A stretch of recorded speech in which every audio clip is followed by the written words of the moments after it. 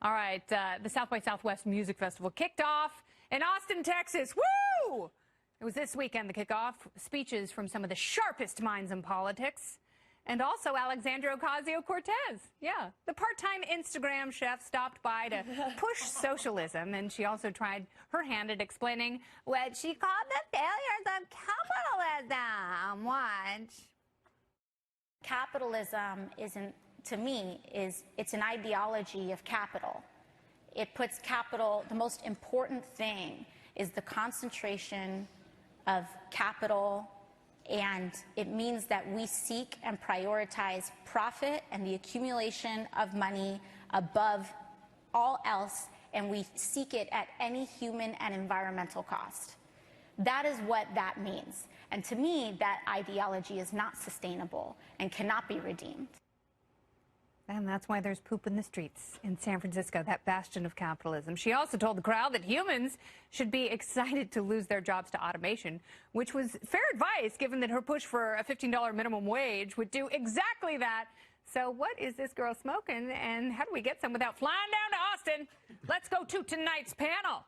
On the Greg Gutfeld show, she serves as correspondent, and she's also a reporter for National Review Online. Kat Timpf is here, along with Reason Magazine editor-at-large, fresh off Reason Weekend, host of the Fifth Column podcast. It is Matt Welch, and Fox News contributor and National Review Online contributing editor, Deroy Murdock. Welcome, one and all. Hiya. Hooray! What a Monday.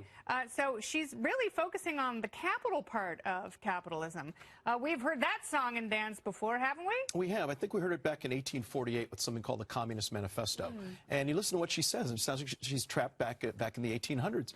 You know, you've got the capitalists hoarding the money, and the people are out in the streets starving.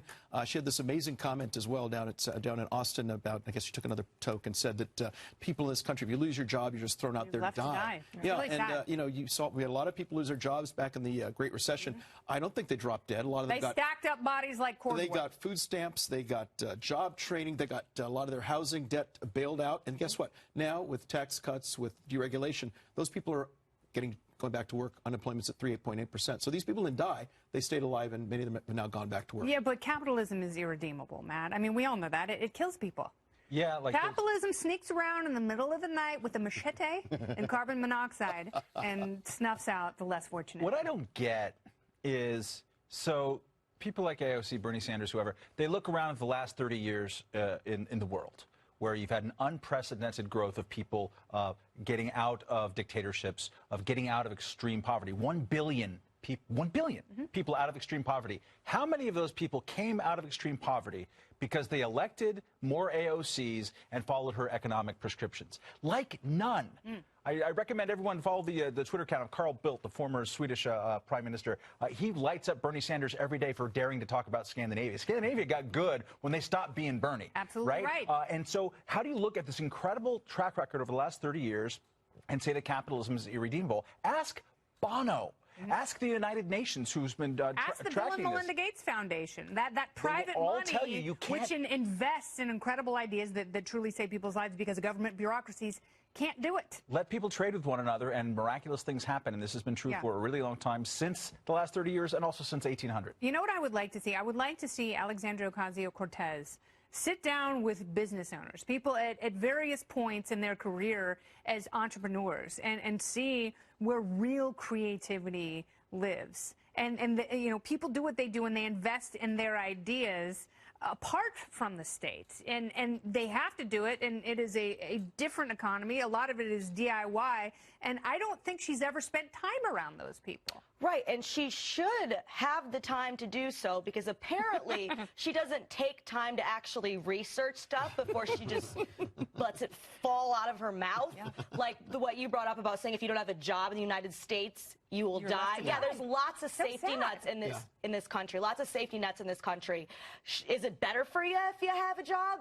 Well, yes, it is. But what else are you going to do? Watch toddlers and tiaras all day? I don't understand. Jobs are great. People want to have jobs. But I just can't imagine how much extra time she must have on her hands because she doesn't do what I do, which is make sure I know what I'm talking about before I actually talk. If I were her and I had all that time, I could probably ride a unicycle or be like an excellent fly fisher woman.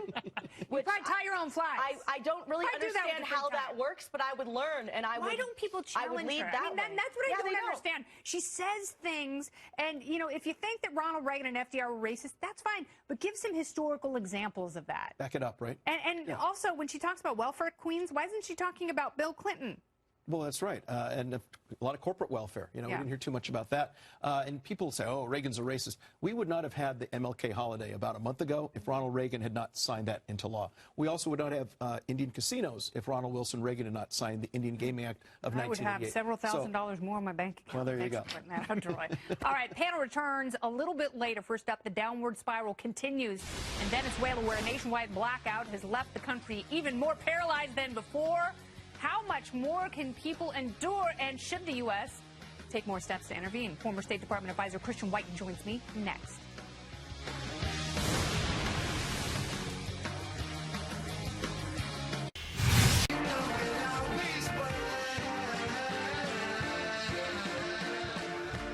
Lovely. Welcome back. The Democratic drumbeat for the president's impeachment grows louder in Washington, but the queen bee of the Democratic hive is calling for everyone to pipe down, honey. In an interview with the Washington Post, House Speaker Nancy Pelosi calls Donald Trump unfit to be president, but doesn't think removing him from office is the best approach, saying, quote, impeachment is so divisive to the country that unless there's something so compelling and overwhelming and bipartisan, I don't think we should go down that path because it divides the country, and he's just not worth it, L'Oreal. Another top Democrat, House Oversight Committee Chairman Elijah Cummings tells Fox News he supports Pelosi for not pursuing impeachment. So will the increasingly extreme wing of the party heed leadership's warning and back off a little bit? The party panel is back. Kat, Matt, and DeRoy. So, Kat, I will start with you. So I think Nancy is finally figuring out that impeachment would be the best thing for this president. His poll numbers, no matter what he does, they really don't move that much. Right. It's not like he has 20-point drops or spikes for anything. It's like 3 points here or there. But impeachment would solidify his reelection. Yes, it would. And I don't think impeachment, even if somebody brought it, would actually go through. And all that would do is, if history is an indication, would make President Trump more popular like it did with Bill Clinton. Yes, so even it more would just, so, even more so, because, I mean, what did he do? I mean, he's kind of a jerk sometimes. I mean, but people knew that when they elected him, so I don't think it really matters. Plus, as we were talking about a little bit in the break, I don't know if these people realize that impeaching Trump doesn't mean you get Hillary. It means you get Mike Pence, who is like a million times more conservative than Donald Trump is. And he doesn't have anything shady in his past that you can, like, you know, I don't think there's any porn stars in his past. I'm just taking a guess. He calls it, maybe in his future, though, if he plays it right. Hopefully. Those college newspaper cartoons, though, we can agree, were terribly unfunny.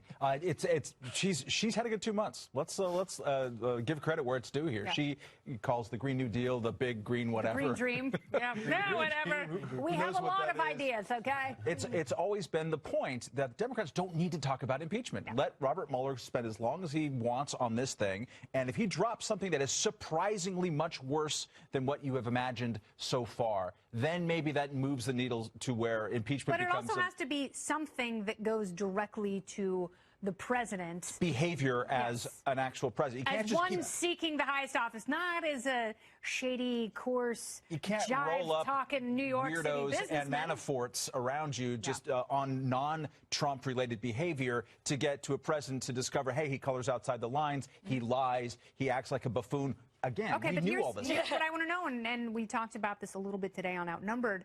How come Nancy Pelosi, because she's obviously setting the agenda, and she decides what's on the docket. So if she's saying impeachment, you know, this is a fool's errand. I don't like the president. She says why. She says this is our relationship, and she's very honest about it. But Adam Schiff is on a completely different page. Is there a disconnect there, or does she just not have control over her caucus? Building on what Matt said, I think a lot of this goes right back to the Mueller investigation, and to see the same day Nancy Pelosi and Elijah Cummings jump off of the impeachment bandwagon says to me Mueller doesn't have it. He doesn't have anything. He's looked for 2 years. Do you think they know that? I don't know if they know that for sure, but I guess they're probably getting a sense or feeling. They're not hearing the chatter. You know, something might have leaked, and they've been looking at this thing for 2.5 years, and you think by now something would have gone out showing that, yes, there was somebody who went to the Kremlin and got information, or somebody passed some rubles somewhere. We haven't seen that. Now, that may pop up, that may tumble forth tomorrow morning, I don't know. But at least based on what we see now, it looks like the Russian collusion thing is just a total fantasy, a complete hoax. And by the way, think of how much this president could have gotten accomplished if he didn't have the equivalent of people standing by his desk and hitting pots and pans saying Russia, Russia, Russia for 2 years. I think most of these investigations... just talked me into it. That sounds like that's what's been helpful. Enormous distraction. Imagine if you're sitting at your desk trying to I don't know, man. Clanging pots. Distract all presidents. He loves chaos. I don't think that smooth sailing would have done anything more. What I don't understand... I mean, he's done pretty much what he's wanted to do. What I don't understand about Democrats is, like, the best way to repudiate Trumpism is to beat it by 20 percentage points in the polls. That's it. Then that's a generation of people who will be tarred with their association with Donald Trump. That has more lasting value than trying to get a divided country to sort of decide that maybe it crossed over a line and then have a year-long impeachment process. It's also a mandate. And so the opposite of Trumpism seems to be, at least for the far left, socialism. Right. And people start doing the math, and it's really popular. Medicare for All is really popular. 30% of respondents like, yeah, let's do this. Universal health care in the form of Medicare for All. And then a month later, it's like, 12% because they move the little knobs on the abacus, and it's real spendy. Yeah, absolutely. And a lot of people change their minds when they realize that that means there'd be no such thing as private health insurance anymore. Yes. That's absolutely right. We need free market solutions, by gum, and these freedom fighters are just the ones to do it. Thank you so much, Deroy, Matt, and Ken. Thank you. Excellent. Topical Storm is next.